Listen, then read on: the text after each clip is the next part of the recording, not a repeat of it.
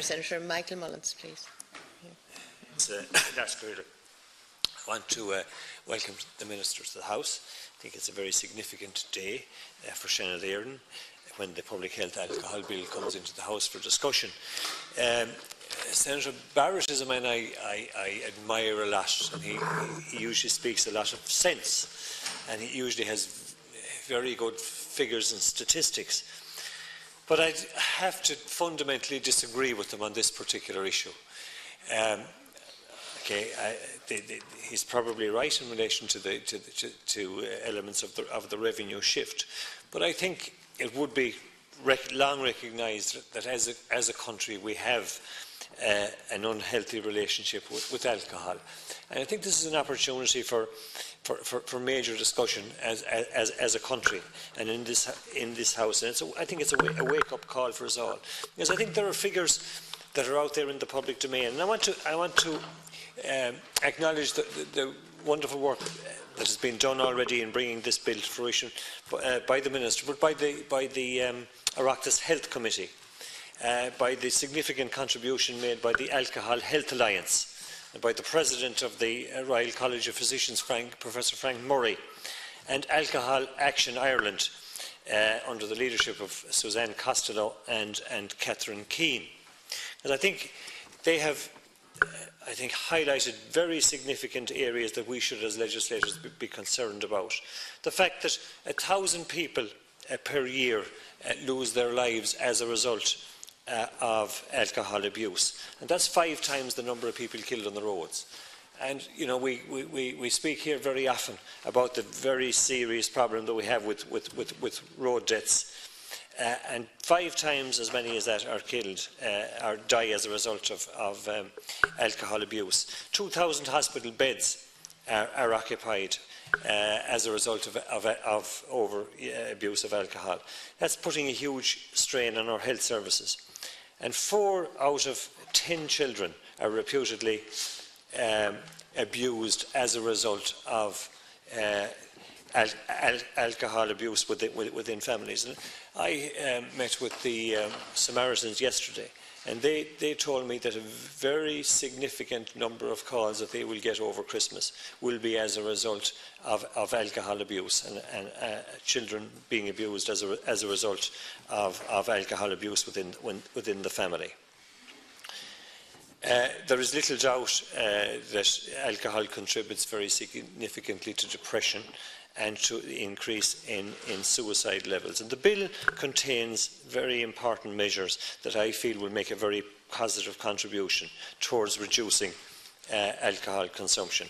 And I think the establishment of the minimum price, unit price, will target cheap, high-strength alcohol that is consumed in high volumes by the people who are most at risk, and that's young people and harmful drinkers.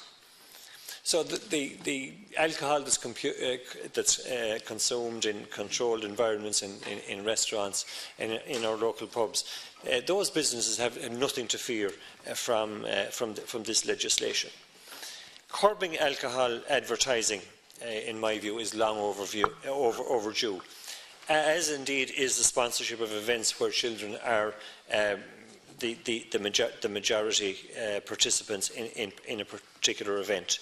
So the banning of advertising near schools and playgrounds and public transport and the 9 o'clock watershed are very, very much to be welcomed.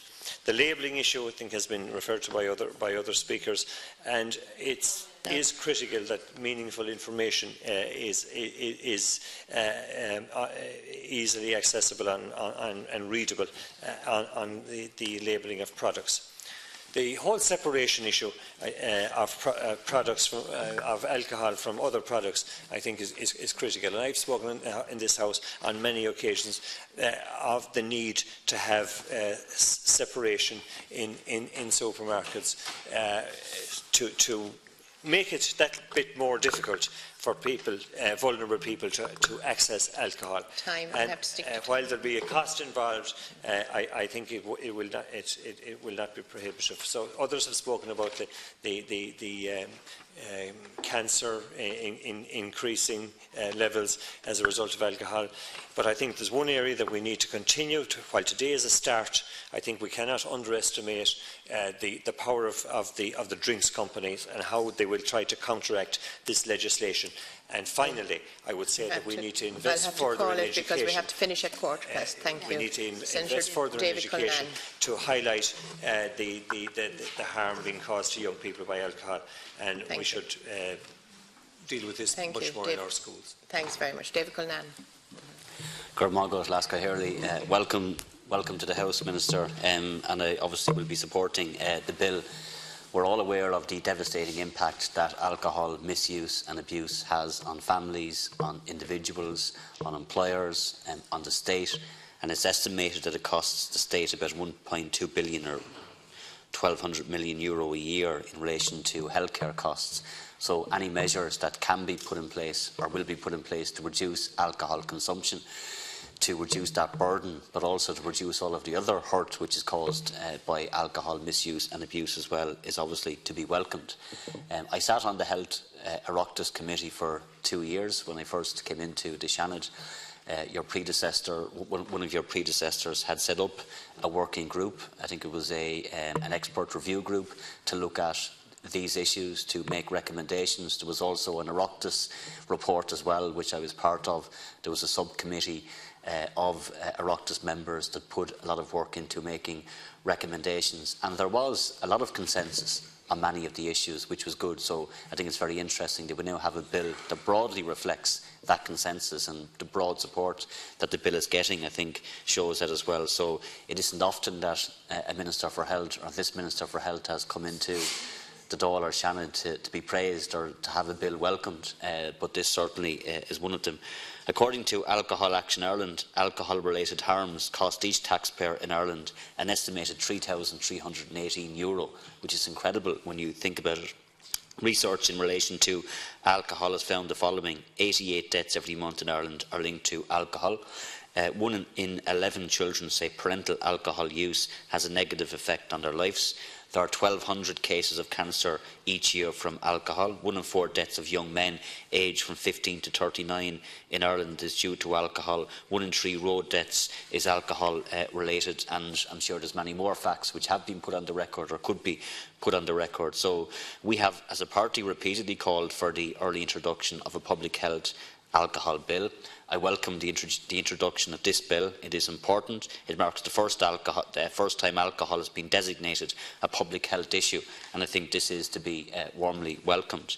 The bill also includes measures on minimum unit pricing, health labelling on alcohol products, and restriction and regulation of advertising relating to sports, young people and broadcasting.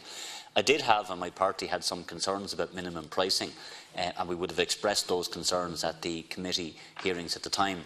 One of my concerns was that I'm not at all opposed to using pricing to influence people's behaviour, to reduce consumption, and I would have taken the view that increasing excise duty was possibly the best way to do that, because any increase in revenue would come directly into the exchequer, into the state, and not into the pockets of the people who sell alcohol, which is not really what we should be doing, and maybe possibly is an unintended consequence of a minimum unit pricing. And then if we get any extra revenue, that should be ring-fenced for prevention, for education, and for all the other stuff that the Minister would welcome and would want to see happen. So that's my preference. I would have preferred to see that. But we're not going to not back this bill because of that. We're prepared to see how the government's plan is going to work out, give it fair wind, see how it will work in practice, and then we can, of course, evaluate it over the next number of months and years. So we'll certainly do that and support the Minister in that.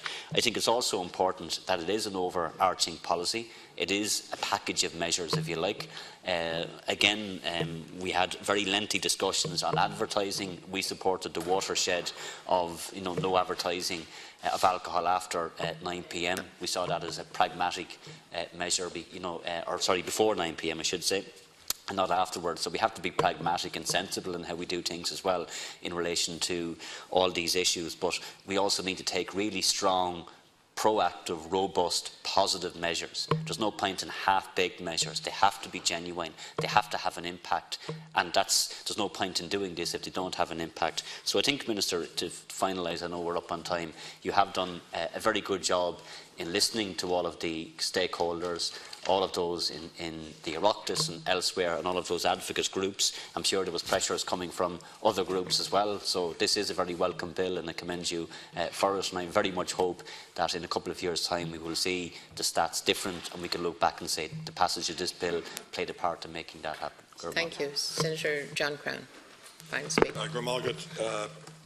Last League, welcome, Minister, and I'm sure I'm going to make some points which are reduplicative. I've been asked by the Royal College of Physicians of Ireland and others who are the experts in this area to just make a few points. This is the fantasy scenario that would happen if everybody in Ireland stopped drinking alcohol completely tomorrow.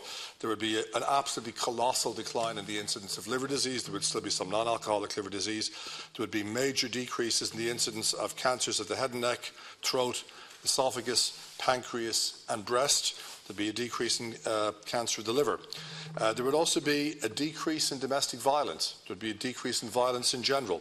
There would be a decrease in child neglect. There would be an increase in the disposable income which was available to families to spend on their children's food, clothing, shelter, healthcare, education and other requirements. There would be a major decrease in assaults of all kinds. There would be a decrease in rape. There would be a decrease in unwanted pregnancies. There would be a decrease in fetal abnormalities. Road deaths would decline. The burdens on our accident and emergency departments would go down. Waiting lists in our hospitals would decline quite dramatically. In addition to that, we would have increased productivity at work and decreased absenteeism. These are all the things which would happen if everybody stopped drinking completely tomorrow morning. Obviously, that's not going to happen. Most of us here, myself included, enjoy a drink. It is part of our culture. It is part of the personal reward and social system which we give ourselves. But in trying to formulate policy, it is important to realise what would happen if everybody simply stopped. And we will also often hear the argument advanced that, well, a certain amount of alcohol is better than no alcohol in terms of cardiovascular risk, and of course both are substantially worse than excessive alcohol. That's all well and good, but the minute you have that first drink, you don't know that you're going to be the person who will be a moderate, temperate, non-addicted drinker. The problem, of course, that a substantial percentage of people who start drinking will become unhealthy drinkers, and in Ireland that proportion, I'm afraid, is relatively high. So, in other words, that kind of fantasy that if everybody in the entire country, every adult had one glass of nice red wine a day, and no one had more, and no one had less, we'd be somewhat healthier than if we had none, may be true. It's an interesting hypothesis. It will be one that would be very difficult to test in the context of a prospective random assignment trial. But for sure, it is in practicality fantasy, because when you have that first drink, you don't know what's going to happen. Now, there are a couple of other points that need to be made. And again, I really must join in the praise that most of us have for Senator Barrett, who I must say over my single term in Seanad, and I have to say has been one of the 2 or 3 most consistently effective, serious legislators in this House, and I think somebody who probably as an individual has contributed more to enriching bills that have come from the Dáil, improving bills that have come from the Dáil than any other senator here, and indeed than most of us put together. But I disagree with him on this, and I would also disagree with some of his facts. The reality is there has been somewhat of a downward blip in alcohol consumption over the last few years, which related to economic forces. If you actually look at the trends in alcohol consumption in Ireland, and think of it as litres of pure alcohol per adult per year in the country. In 1965, we had fewer than 5. At our peak, we got up to about 13 to 14 during the very peak of our economy. It has gone down somewhat, but it is still approximately 2.5 times higher per person than it was in the 60s. And if you compare the recession we had in 1982 to the recession we had some would argue we may still have, I don't know, we won't go into that today, but the economic decline that we had in 1982 compared to the one we've been through recently, the alcohol consumption now, during that most recent decline, was still 1.75 times higher than it was during the 1982 recession. So most of the trends, the relentless pressure appears to be upwards. So it is important for us to understand asking everybody to completely stop drinking alcohol, myself included, would be considered, I think, somewhat unwelcome. But it is our absolute national goal. Unlike tobacco, our ambition for the tobacco industry is bankruptcy. That's what we want. We want them either to stop selling tobacco or to be bankrupt. We have no other ambition for them. Our ambition for alcohol consumption is a substantial decline in the unit consumption of alcohol per head of population. And if anybody thinks that any part of the alcohol industry is our partner in this, they are deluded. The alcohol industry has one ambition, that is to sell more alcohol. They're not our partners in public health on this. No part of them, from the retailers to the manufacturers to the distributors, they're not. They shouldn't be part of this equation whatsoever. And I think the measures which the Minister and his predecessors and others are putting forward will have the support of most people who worry about alcohol consumption in this country. The time is up, and sorry, Minister, in accordance with the orders of the House, we have to adjourn at 2:15, so I just can't call you back in again and move to item 5 now. Thank you. Do I ask what I want to say? By 5 minutes and complete second stage. Complete second stage. It seems to me. Can we not extend by 5 minutes to ask the leader? Well, I'm advised my hands are tied. There's no other There speakers. is no other speaker. There's no other speakers. So is there any? Unless the leader comes in and changes it. I'm advised unless the leader comes in and changes. But the acting leader, can the acting? An extension of 5 minutes to allow the Minister to respond. As the acting leader, maybe if the Minister would take 1 minute to respond, and we can conclude. Well, in fairness, I think in fairness, the Minister would need more. Sorry? I think the Minister would need more than 1 minute. I think I would look for an extension of time so that he would be given his 5 minutes to. Colin Burke, you're looking for an extension of time. 5 minutes. 5 minutes. 5 minutes. Okay. Is that agreed? Brief I'm in, I have to be in the Dáil to do topical issues in less than an hour, and I have to sign off on 3 topical issues I haven't even seen yet. So I can be very quick. The leader extends by 5 minutes. Really, just to welcome the broad support for the bill in this House. It took 5 years to get to this point where we have a bill. It's really great that we got it into the Dáil within a week, or into Seanad within a week or two, and be even better if we can get it done, the second stage done today. I think that'd be an enormous progress, and I do sincerely welcome the broad support from the House for the bill. Senator Crown is absolutely right. The consumption has gone down. It's actually started going up again. As the economy has recovered, guess what? People have more money, and they're spending more money on alcohol all over again. So, and we do drink much more than we did 20 or 30 years ago. I very much welcome the support from Sinn Féin as well. I know Sinn Féin had some concerns about unit pricing, but I accept your bona fides and really welcome your support for it at this time. When it comes to structural separation in stores, the reason why we didn't go ahead with the original proposals brought through in 2009 by Dermot Ahern is they probably were a bit too onerous. They required a separate entrance, a separate till, and a very big physical barrier. We're not going that far. But we do want alcohol to be separated in stores, and I don't believe it'll bankrupt any shop of small to medium size to have to put in a partition. I'm sure they do that type of work all the time as part of their general trade. Although we're not writing it into the bill, it is our intention to go ahead at the same time as Northern Ireland. We have an agreement with the Executive of Northern Ireland that they will introduce minimum unit pricing too, and we intend to do it at the same time for all the obvious reasons, because it would be totally counterproductive if people just went north of the border, obviously. So that's written in. Sorry, it's not written into legislation. We don't want to totally tie our hands on it, but it is certainly the intention. And really, just to conclude, somebody did mention where would the additional profits go. If this works, there won't be additional profits. The whole point of this is to reduce consumption. So if consumption is reduced, people buy less alcohol and less alcohol is sold. There shouldn't be more profits for anyone or more money for the Exchequer. But obviously that is entirely contingent on it working. So once again, I really thank the Seanad for its support for this very important measure. Thank you. Is that agreed? The question is that the bill be now read a second time. Is that agreed? Agreed. Yeah, I think the question is carried. And when it's proposed to take committee stage? Tomorrow? Just order for tomorrow. Anyway. Tomorrow. Okay.